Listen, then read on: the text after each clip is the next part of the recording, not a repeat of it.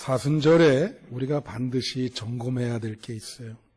아까 우리 장로님도 기도를 그렇게 했는데 그게 뭐냐면 예수님이 십자가 지실 때 제자들이 하나도 도움이 안 됐다는 겁니다. 그치? 그 제자들이 예수님을 3년 동안 쫓아다녔지만 예수님이 십자가 질 때는 다 도망갔어요. 심지어 부인하고 저주까지 했어요. 그 제자들의 신앙을 한번 생각해 봐야죠. 그게 바로 예수를 믿는 우리들의 신앙일 수 있다. 그래서 이제 오늘 말씀의 제목이 메뚜기 신앙인데, 여러분 잘 알다시피 제가 여러 번 언급했듯이 제가 이 동물의 제목을 잡아서 설교를 여러 번 했을 거예요. 그래서 한 30개쯤 지금 이렇게 제가 쓴 게 있습니다. 지금 코로나 때문에 이제 책을 이렇게 낼 수가 없어서 그냥 그것만 갖고 있어요. 그래서 이제 한 2, 3주 이 사순절에 관련된 이런 메뚜기 신앙 그렇게 이제 동물 제목을 붙여서 이제 말씀을 드리려고 그럽니다. 그래서 이제 오늘 말씀 제목이 메뚜기 신앙인데 이건 뭘 말하냐? 이 오늘 본문이 그 이스라엘 역사에 있어서 굉장히 중요한 본문이에요. 이스라엘 역사를 가르는 분수령이 되는 그러한 본문입니다. 여러분 잘 알다시피 가네스 바데아라고 하는 곳에 도달해서 이제 12정탐꾼을 가나안 땅으로 보냅니다. 거기까지 가는 데는 어떤 학자는 한 2년 정도로 봐요.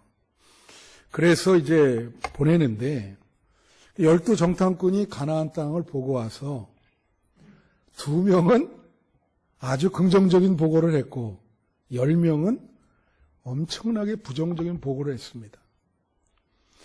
그래서 이 10명이 부정적인 보고를 할 때에 오늘 13장 33절에 보면 뭘 하고 이렇게 얘기를 하냐면 거기 갔더니 거인들이 있다.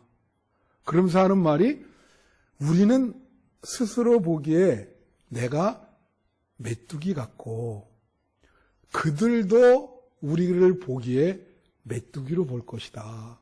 그런 보고를 합니다. 이거는 엄청나게 백성들의 사기를 꺾는 아주 정말로 심한 그런 보고였어요. 여기에 중요한 게 있습니다. 여기에 스스로 보기에도 메뚜기 같고 그들이 보기에도 메뚜기 같다. 자, 여기 이제 설명을 해드릴게요. 우리가 이걸 뭐라냐면 심리학에도 우리 서양 학문이라고 하는 거는 성경에 많이 영향을 받았잖아요. 그래서 이 콤플렉스 중에 외소 콤플렉스가 있어요. 자기를 스스로 작다고 생각하는 그거를 메뚜기 콤플렉스라 그럽니다. 그러니까 열등의식, 심한 열등의식이 있는데 자기를 왜소하다고 늘 생각하는 열등의식이 있단 말이요. 그런 걸 메뚜기 열등의식이라 그런다는 거예요. 그러니까 여러분은 여러분 자신을 어떻게 생각하세요? 이게 말이요. 너무 높게 봐도 잘못하면 교만하고 너무 낮게 봐도 열등의식이 생겨. 이게 문제가 있어요. 그래서 이게 균형이 돼야 되거든요. 있는 그대로 자기를 잘 이렇게 봐야 되는데 인간이 그렇지를 못해. 그래서 이런 말이 있죠, 여러분. 자존감이라고 하는 말이 있어요. 자존감과 자신감의 차이점이 있습니다. 여러분, 자존감이 있냐 없냐 그런 하잖아요. 자존감이라는 건 뭐냐면 자기가 자기를 어떻게 평가하는 거예요.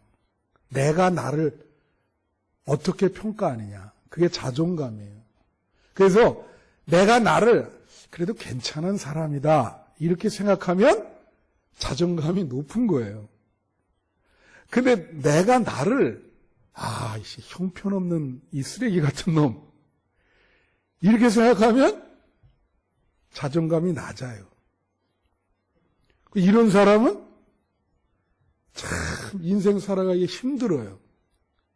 정말로 힘듭니다. 이 자존감이 낮으면. 예. 자, 그런데 그럼 자신감은 뭐냐? 이거는 자존감에서 비롯되는 거예요. 이 자신감은 미래를 예측하는 능력이거든요. 그 중요한 말은 무슨냐면 내가 미래에 잘 할 수 있을 것이다. 내가 잘 할 수 있을 것이다. 그걸 자신감이라 그래. 근데 사람이 미래가 불안하잖아요. 그죠? 그 미래가 불안하면 사람이 위축이 된다고요. 그럼 자존감이 낮아져. 외소 컴플렉스, 메뚜기 컴플렉스에 걸리는 거예요. 내가 보기에도 내가 메뚜기 같다. 그러면 미래에 대해서 자신감이 없어요. 삶에 자신감이 없어. 그리고 불안하고 예민하고 두려워하고 앞으로 치고 나가지를 못하지요. 그래서 이 메뚜기 신앙이라는 게 바로 그거예요. 자기를 아주 이렇게 무시하고 자기 자신을 낮게. 왜 그렇게 되냐? 그 하나님을 잘 못 믿어서 그렇게 되는 거예요. 여러분 성경에 이 메뚜기라고 하는 히브리어가 무려 9개나 됩니다. 그래서 이 똑같은 히브리어를 이 번역을 막 히브리어도 9개인더러 그래서 성경에 보면 메뚜기란 말 나오고 황충이란 말 나와요. 들어보셨어요? 황충? 예. 그리고 팥중이라는 말 나오고 느치라는 말 나오고 이 한국말로 다는데 그거는 뭐냐면은 이 메뚜기가 젊은 메뚜기가 있고 늙은 메뚜기가 있고 아기 메뚜기가 있죠. 다 그 히브리어로 다 다른 거예요. 근데 한국말은 다 메뚜기예요. 그 영어도 2개뿐이 없어요. 로커스트와 그래스 호퍼라 그러는데 2개가 다 메뚜기요. 그게 성경에 이 생각보다 메뚜기라고 하는 단어가 많이 나옵니다. 근데 그 중에서 메뚜기 신앙을 잘 표현해 줄 수 있는 히브리어를 내가 3개를 골랐어요. 그래서 그 3개를 여러분에게 말씀드리면서 메뚜기 신앙이 바로 이런 것이다. 그걸 말씀드리려고 그래요. 첫 번째가 뭐냐면 하가브라고 하는 건데 이게 메뚜기거든요. 근데 어원이 뭐냐면 하가브는 덮다, 가리다라는 거예요. 가리다. 왜 그때 사람들이 메뚜기를 가리다라고 생각하냐면요. 하늘을 가리는 거예요, 메뚜기가. 그래서 어두워요. 여러분 혹시 그 노벨 문학상 탄 작가 중에 펄벅이라고 있어요. 그 아버지가 중국 선교사였거든요. 어렸을 때부터 중국에서 자랐어요, 이분이. 그래가지고 그 중국에서 자란 체험을 소설을 쓴 게 대지입니다. 근데 거기 영화화 됐죠. 예? 그걸로 노벨 문학상 탔는데 그 영화에 보면 어떤 장면이 나오냐면 메뚜기 떼가 막 중국의 그 어느 평야지대를 휩쓸고 가는데 메뚜기가요 보통 10억 마리 그 정도로 날아가는 거예요. 거기 싹쓸이라 그러죠. 남은 게 하나도 없어. 그리고 메뚜기가 10억 마리가 지나가면 하늘이 새까매 대낮인데도 다 가려버리니까. 응? 그래서 이게 엄청난 거죠. 메뚜기라고 무시할 게 아니죠. 아프리카에도 지금 그런 일이 일어나는 거예요. 그래서 여기에 자기 스스로 메뚜기 같다. 이게 10명이 얘기한 거예요. 그러니까 이 인물은 무슨 뜻이냐면 성경에서 하늘은 하나님이 계신 곳, 하나님의 나라.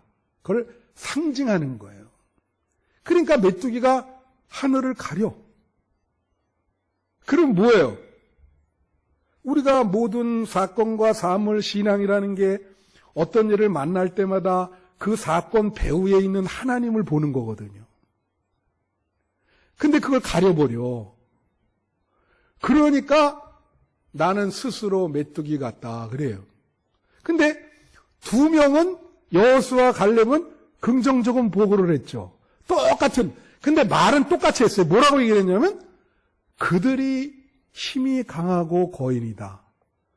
그러나 두 명은 뭐라 하냐면 하나님이 함께 하셔서 우리는 하나님이 함께 하시면 우리는 충분히 승산이 있다. 그렇게 보고를 한 거예요. 둘이 똑같이 보고를 하는데 이 사람들은 우린 메뚜기다 그러고 두 명은 하나님이 함께 하시면 승산이 있습니다.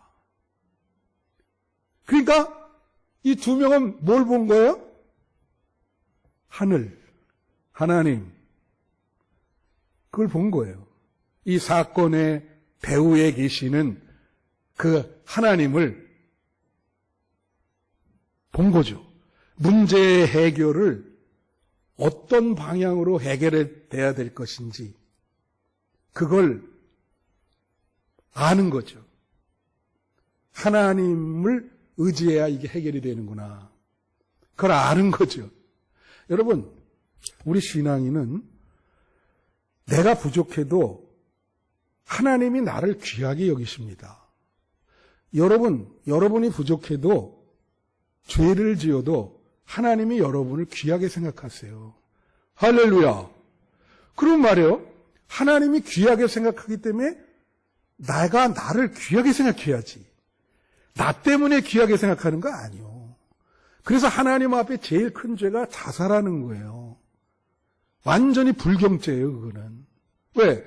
하나님이 귀하게 생각하는 생명인데, 그걸 자기가 막 가치 없게 생각하니까. 여러분, 하나님 앞에 정말 한 분 한 분 다 귀중한 생명입니다. 네?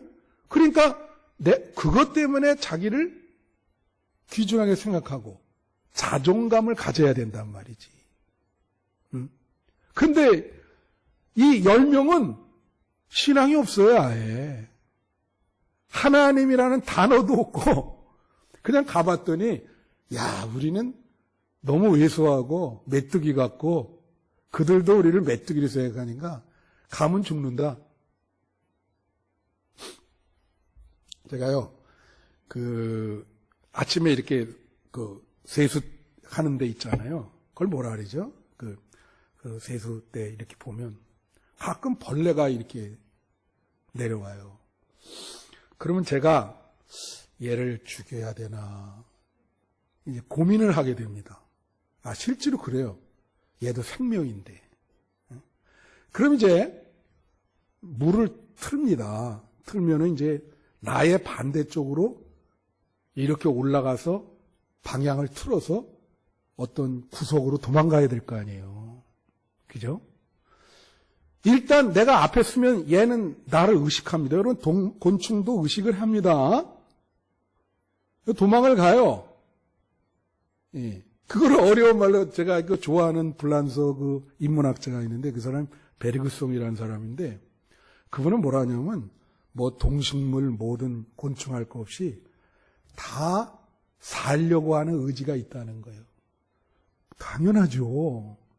살려고 하는 의지가 다 있죠. 그렇지 않습니까? 그걸 자기 용어로 엘랑비탈이라 그렇게 표현을 했어요. 다 살려고 하는 의지가 있다. 그게 인생을 살아가는 힘이라는 거예요. 살려고 하는 의지가. 곤충도 있죠. 그 조그만 곤충이 살려고 그래. 근데 사람과의 차이점은 뭔지 아세요?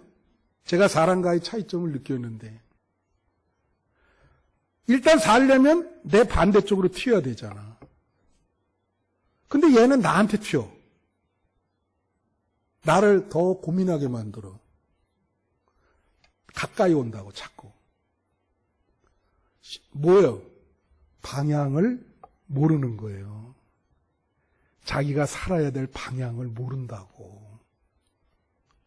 지금 위기가 왔는데 어떤 방향으로 이 위기를 해결해야 될지 곤충은 몰라요. 그냥 튀는 거예요. 그죠? 인간은 어때요? 알죠. 이 위기를 어떻게 해결해야 될지, 내가 어떤 방향으로 나가야 되나. 그렇죠? 만약에 인간이 위기가 오는데 어떤 방향으로 나가야 될지 모른다면 동물과 다른 점이 뭐가 있겠어요? 그럼 우리 신앙인은 어려움을 당하면 어떻게 됩니까? 하나님에게로 방향을 틀어야죠.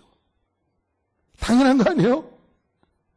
그래야 하나님으로 틀어야 위기에서 구출될 수 있죠. 그게 신앙이냐.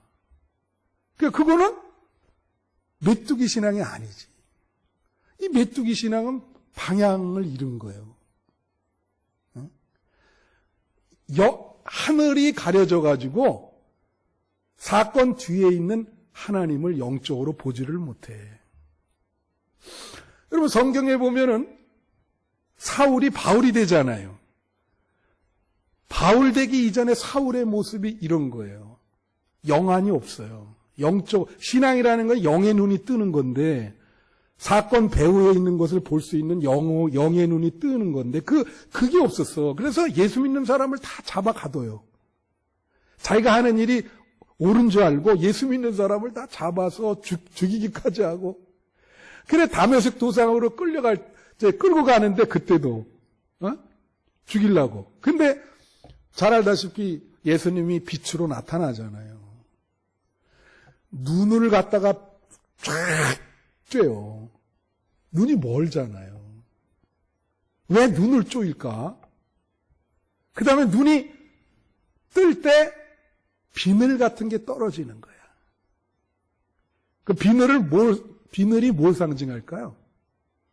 너는 맨날 세상적인 관점으로 봤잖아, 이게. 그러니까 하나님을 못 보죠. 그 비늘이 떨어진 거예요. 그래서 사울이 바울 된 거는 영의 눈이 열린 겁니다. 그래, 영의 눈이 열리니까 그다음부터 바울은 어떻게 해요?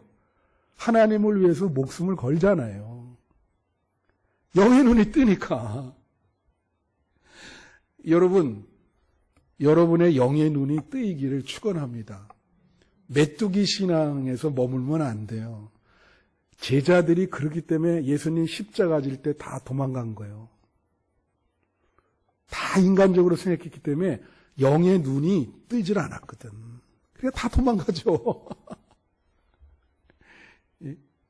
그래서 이 메뚜기 신앙은 이 하가부, 이 하늘을 가리는 거다. 그래서 자꾸 부정적이고 어두움을 준다. 두 번째는 이 성경에 보면은 두 번째 가잠이라 그래요. 가잠. 두 번째 비춰주시기를 바랍니다. 두 번째는 가잠이라고 하는 게 뭐냐면 히브리어로 이것도 메뚜기거든요. 근데 이 원어는 뭐냐면 갉아먹는 걸 말해요. 예. 그 메뚜기가 아까 펄벅의 그 돼지를 얘기했지만은 지나가면서 싹쓸이 다 먹어 없어지죠. 그의 추수한 게 싹 다 갉아먹으니까. 예. 배불러도 먹어요. 지나가면서 다. 메뚜기는. 이게 뭘 말해요? 이거는 욕심이 너무 지나친 거예요. 하나님 앞에서 우리가 정말로 하나님이 복을 주시면 그냥 만족할 줄 알고 감사하는 신앙을 가져야 되는데 이거는 끝도 안도 없는 거예요. 옛날에 무슨 브레이크 없는 벤츠라고 그런 어떤 검사 출신이 그런 책을 쓴 적이 있는데 그냥 스탑이 안 되는 거지. 그래서 여러분 이 하나님이 광야 생활에 먹을 거 달라고 매일 그러니까 만나를 내려주시잖아요. 근데 조건이 뭐예요? 하루치만 거두오게 돼 있는 거예요. 그리고 안식일은 쉬어야 돼. 근데 그렇게 하라 그랬는데 어떻게 합니까? 이거 뭐 가서 일주일치 막 걷어오고, 안식일도 나가서 막 걷어오네. 그러니까 어떻게 해요? 하루치만 남고 나머지는 다 썩어요.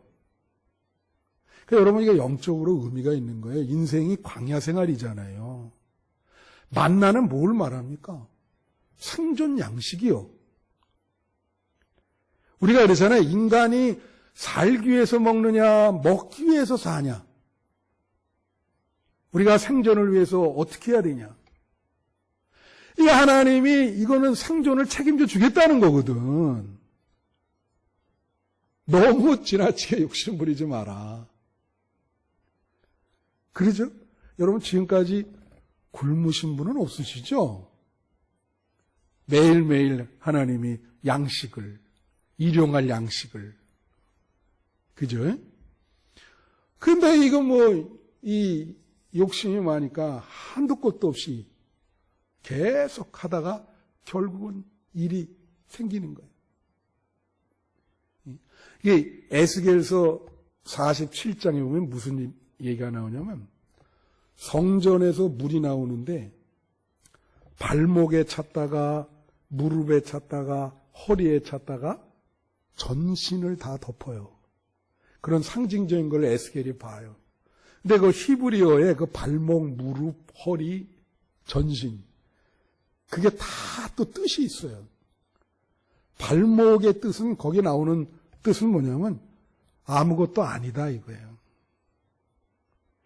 이게 발목이 신앙이라는 건 뭡니까?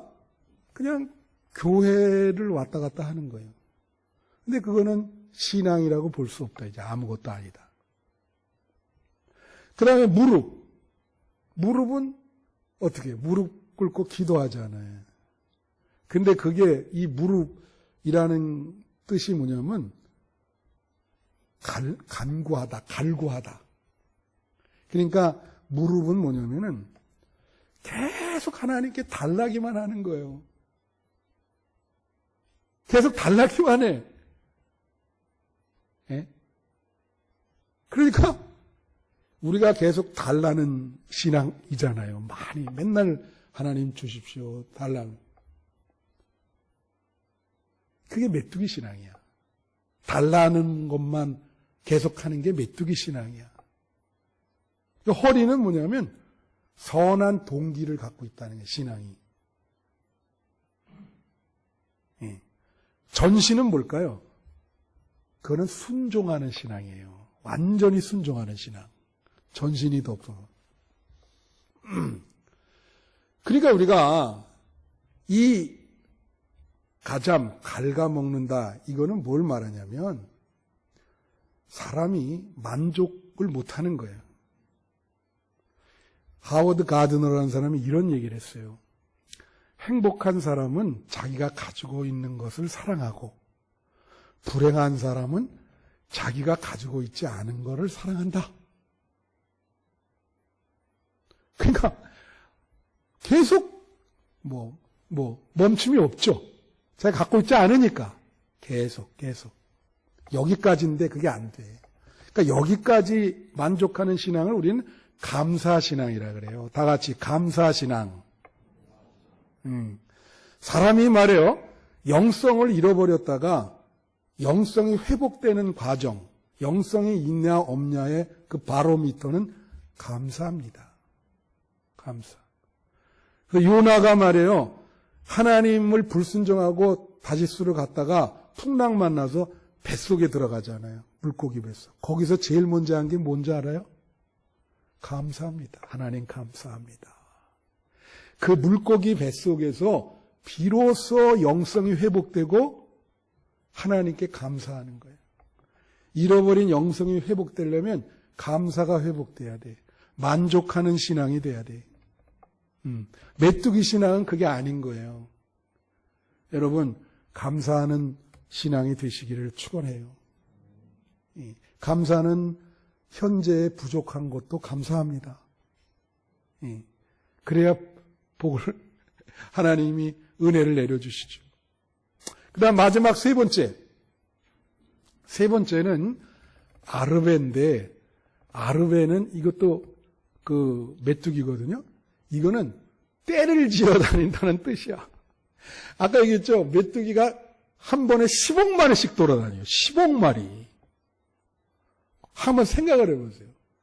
떼를 지어 다닌다. 근데 구약 성경에서 뭐냐면 떼를 지어 다니면서 원망과 불평을 한다는 거예요. 오늘 이 민수기 14장 2절 한번 비춰주시면 민수기 14장 2절 여기는 뭐라고 나오냐면 이스라엘 자손이 다 모세와 아론을 원명하며 온 회중이 그들에게 이르되 우리가 애굽 땅에서 죽었거나 이 광야에서 죽었으면 좋았을 것이다. 그리고 애굽으로 돌아가야 된다 하면서 통곡을 하는 거예요. 그 부정적인 보고를 듣고 전 백성이 다 통곡을 해. 그리고 모세와 아론을 원망하고 하나님을 원망하고 애굽으로 돌아가자. 자, 여러분, 이게 엄청나게 중요한 겁니다. 이게 잘 들으세요. 뭐 지금부터도 지금까지 잘 들으셨지만 왜냐하면 하나님이 이때 중대한 결정을 합니다. 무슨 결정이냐면 사실은 여러분 애굽에서 이 이스라엘 백성들이 무슨 생활을 했어요? 노예 생활을 했습니다. 근데 뭘 했냐면 성을 짓는 일을 했어요. 하루 종일 그 비돔성과 람세성이라고 이스라엘 백성들이 거기 동원해서 그 노역이 너무 힘들어. 노예니까. 그리고 밥도 무슨 피죽만 먹었는데 그러니까 그 한탄.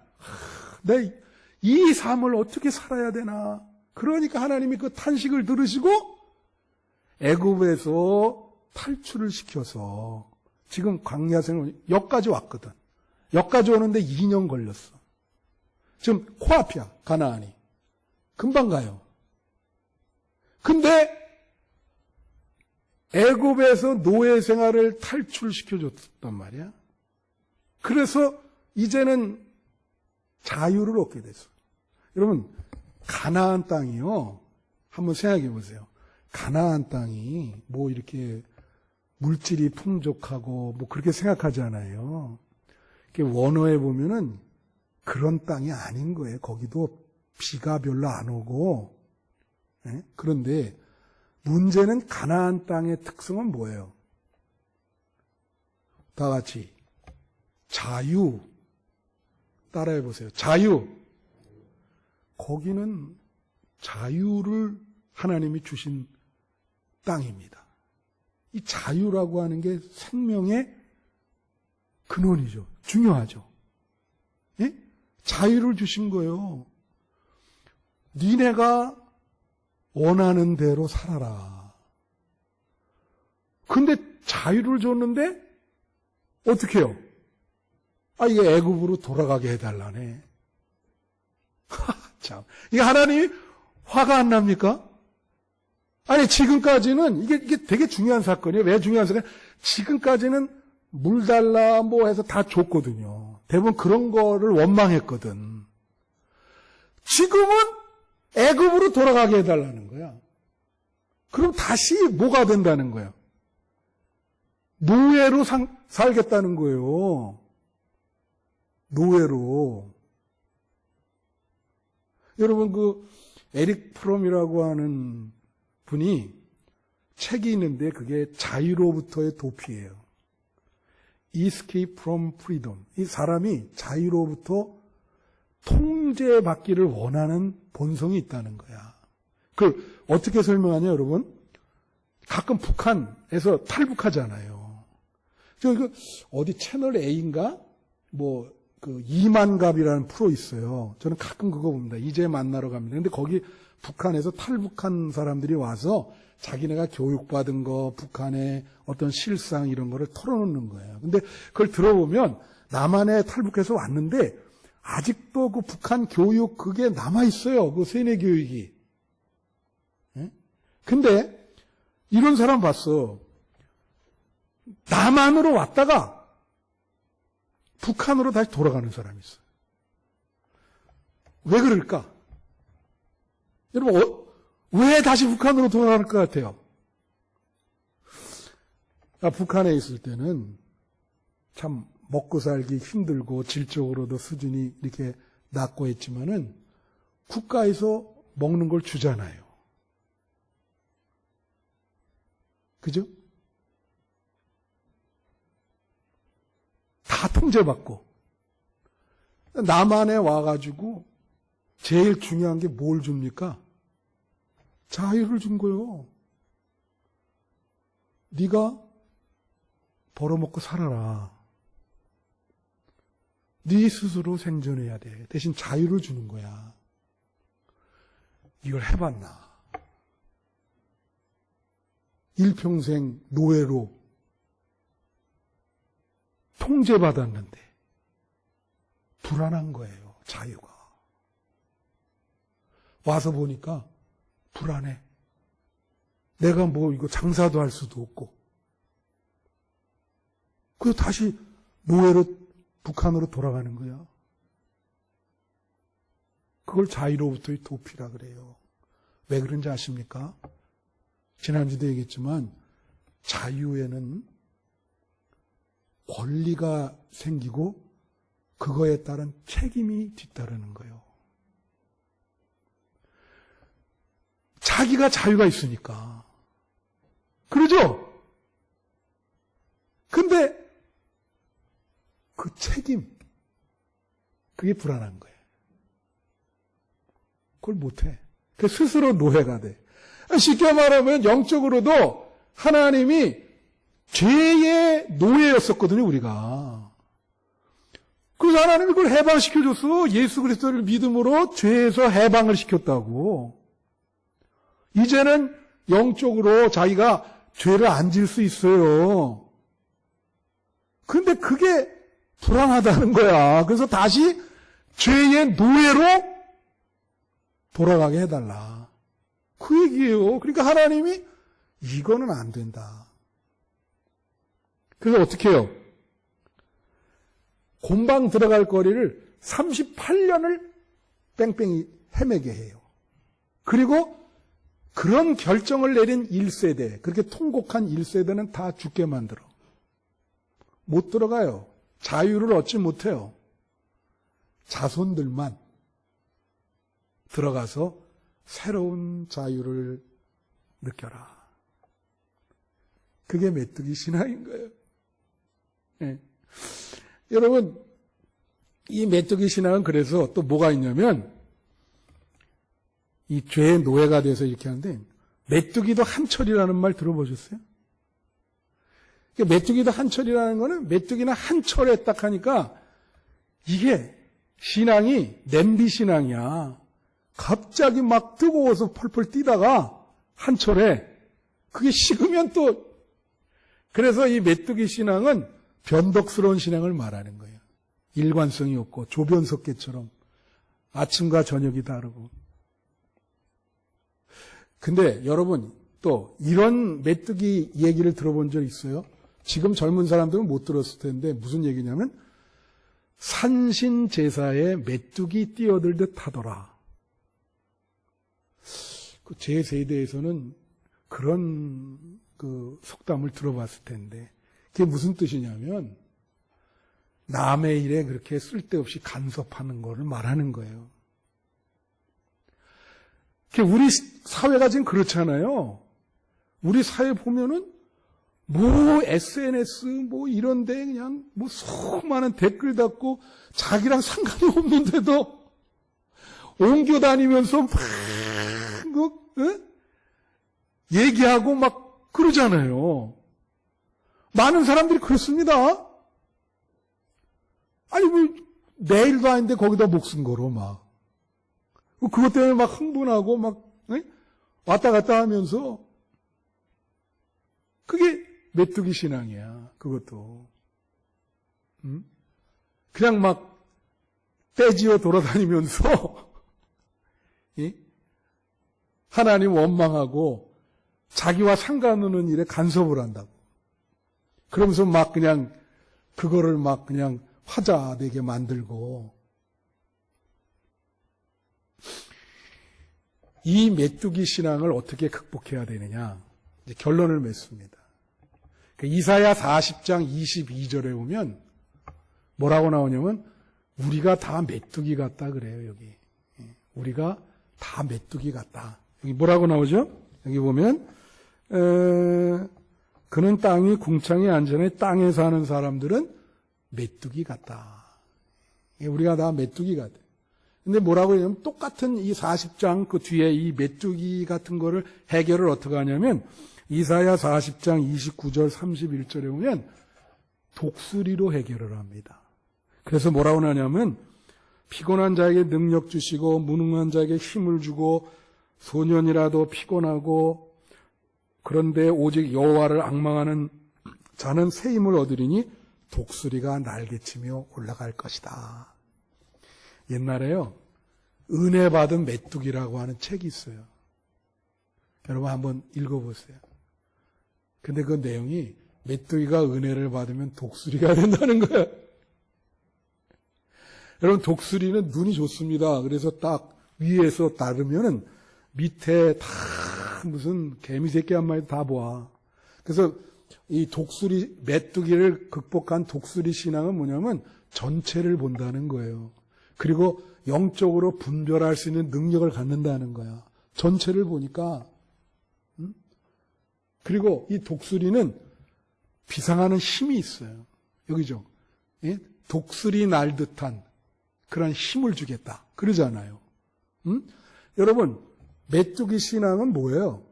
현실의 신앙인의 현실의 문제를 해결을 못해요.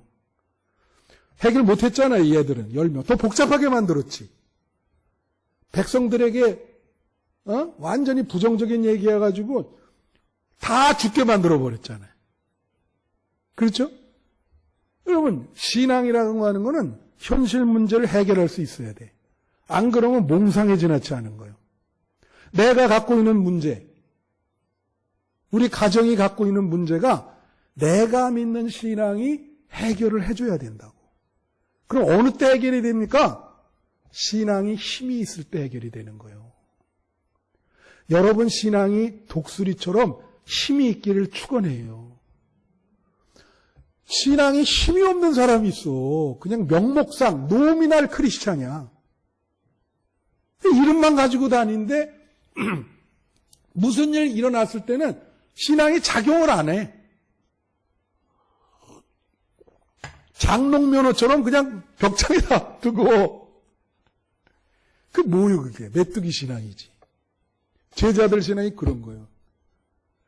마지막으로 독수리는 비상을 하는데 창공에서 자유를 누립니다.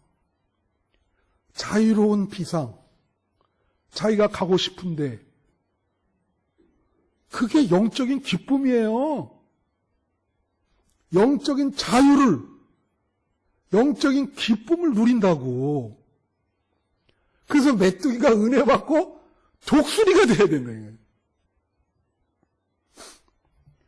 여러분, 메뚜기 신앙에서 은혜 받고 독수리 신앙이 되시기를 축원합니다.